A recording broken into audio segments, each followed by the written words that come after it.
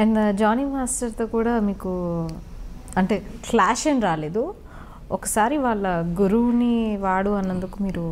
అవును, జానీ నన్ను మాస్టర్ గారు అని పిలిచేవారు. ఏం మాట్లాను నేను జానీని. నేను ఎలక్షన్లో నుంచుంటున్నా ప్రెసిడెంట్గా అంటే జానీ మాస్టర్ గురువు గారు ప్రకాష్ అంటే మాస్టర్ అంటూ ఉంటారు. వాళ్ళు విద్య నేర్పించారా అంటే నాకు అది జానీ ఎక్కడో నేర్చుకొని వచ్చాడు పాపం. కాకపోతే ఎప్పుడు ప్రకాష్తోనే ఉండేవాడు. సో ఆ ప్రకాష్ని నేను అడిగేవాడిని, యూనియన్ భ్రష్టు పట్టిపోతుంది ఇన్ని మాట్లాడితే ప్రెసిడెంట్కి నువ్వు నుంచో అంటే నాకు ఇంట్రెస్ట్ లేదన్నాడు. నేను ఏ పదవిలో నుంచోను, నాకు ఇష్టం ఉండదు. ఆయన నుంచోమంటే నుంచోలేదు. ప్రకాష్ నా మాట నిన్ను అంటే రాకి ఇంకొకసారి ఈ మాట మాట్లాడితే కరెక్ట్ కాదు అన్నాడు. ఆపేసి నా వారానికి జానీ మాస్టర్ ఫోన్ చేసి గురుగారు వస్తున్నాను, ఇంటికి వస్తున్నాను దా అన్న.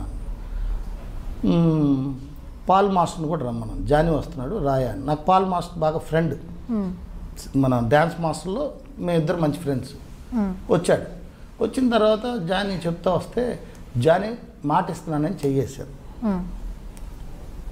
నువ్వు ప్రెసిడెంట్గా నొచ్చు, ప్రకాష్ నా బెస్ట్ ఫ్రెండ్,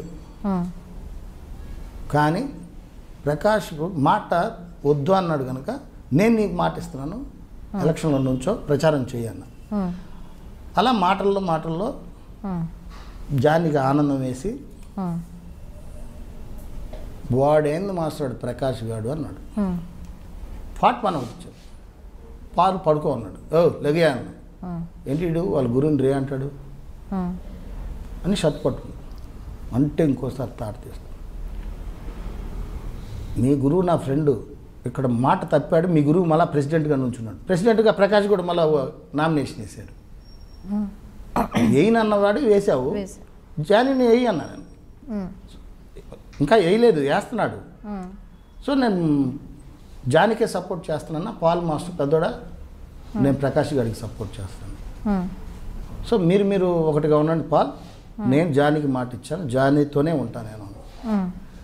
అది ఆనందం ఎక్కువైపోయి వాడేందుకు బచ్చగాడు మాస్టర్ ప్రకాష్ గారు అన్నాడు. దానికి కొట్టేశాను. పాల్ లేదు, షాక్ అయ్యాడు. ఏమన్నారు నువ్వు, ఏమన్నావు పెద్దవాడు అంటే అన్న నేనేమంటే ప్రకాష్, అరే నీ గురువే కదా, రాకి శత్రువునైనా నువ్వు తిట్టినా ఒప్పుకోడు, మేమందరం ఫ్రెండ్స్, నీకోసం పెద్దోడు ఒంటరిగా వచ్చేసి నీకోసం సపోర్ట్ చేస్తానంటే నువ్వు అలా అనకూడదంటే వెళ్ళిపోయి జానీ రెండో రోజు ఫోన్ చేసి మాస్టర్ గారు సారీ క్షమించండి అన్నారు. చెప్పు జానీ అన్న.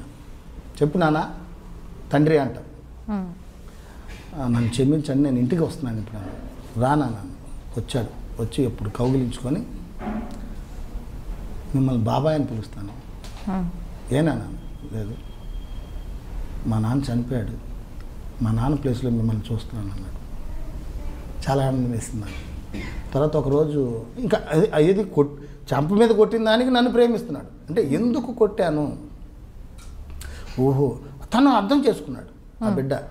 సో అక్కడి నుంచి ఒకరోజు పానీపూరి సినిమా షూటింగ్ జరుగుతుంటే బాబాయ్ రంజాన్కి మీరు పిన్ని పిల్లలు అందరూ మన ఇంటికి భోజనానికి రావాలని వస్తానన్నాడు. ఎక్కడ బాబాయ్ షూటింగ్ అన్నాడు. ఏదో మాల్లో జరుగుతుంది, సాంగ్ జరుగుతుంది, అక్కడికి వచ్చాడు. కూర్చున్నాడు కాసేపు. మధ్యాహ్నం బ్రేక్, భోజనం టైం, భోంచేద్దాం రా అన్న. కాదు బాబాయ్ మీరు రాండి అనేసి ఆ షో పెద్ద కాంప్లెక్స్ అది, లోపలికి తీసుకెళ్ళాడు. మా సైట్ చూపించాడు. కుర్తా పైజామా 10,000 ఎంతో డబ్బులు అక్కడ కట్టేశాడు. బాబాయ్ మీకు నచ్చింది అన్నాడు. ఏంటి అన్నా, మాట ఈ డ్రెస్తో రంజాన్కి ఇంటికి రావాలి మీరు. చెప్పులు దొరకలేదు, అది రెడీ చేసి మన ఇంటికి పంపించాడు. నరసింహని వాళ్ళు జానీ దగ్గర ఉంటారు. సో నా లైఫ్లో మర్చిపోయాడు జానీ. ఎవరు చేస్తారమ్మా ఈ కాలంలో. ఇంకా ఆడు చాలా మంచోడాడు. కోపమే కానీ చెనిక కోపమే. అంటే కోపం అంటే ఏం లేదు, నాలాగనే ప్రేమిస్తాడు అందరినీ. మోసం చేస్తే బాధపడతాడు. నేనా లెఫ్ట్ అండ్ రైట్ ఆడేస్తాను, ఆ బిడ్డ కొంచెం ఓపిక పడతాడు. అట్లా జాని నాకు బట్టలు పెట్టి చెప్పులు కిరు చెప్పులు కొనిచ్చి పంపించి ఆ డ్రెస్ వేసుకొని నేను రంజాన్ రోజు వాళ్ళ ఇంటికి వెళ్ళి వాళ్ళ అమ్మ పాదాలు మొక్కితే మొక్కద్దు అంటాడు. జాని మొక్కడు అంటే ముస్లిమ్స్లో వాళ్ళకు ఒక సాంప్రదాయం ఉంటుంది.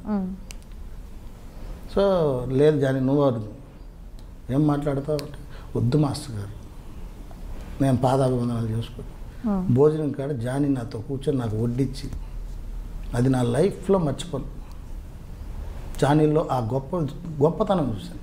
నేను జానీకి డ్యాన్స్ నేర్పలేదు, నా దగ్గర డ్యాన్సర్గా చేశాడు.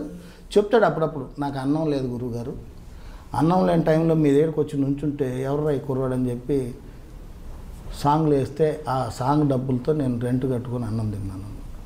చాలు నాకు అది చాలు. అంతే. అది జానికి. ఇప్పుడు నేను ఏదైనా నాకు బాధ ఎక్కువ బాధ వచ్చింది అనుకో, ఏడుపు వస్తుందంటే జానికి ఫోన్ చేస్తాను.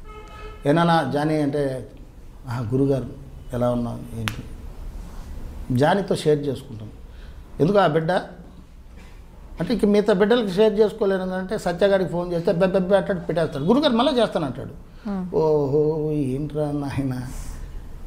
ఇక శేఖర్కి ఫోన్ చేస్తే కట్ చేస్తాడు, వద్దు. ఒకసారి బాధ ఎక్కువైనప్పుడు చాలామందికి ఫోన్ చేస్తుంటాను, మా గురువు గారికి, అమ్మా నాన్న గుర్తు వచ్చినప్పుడు.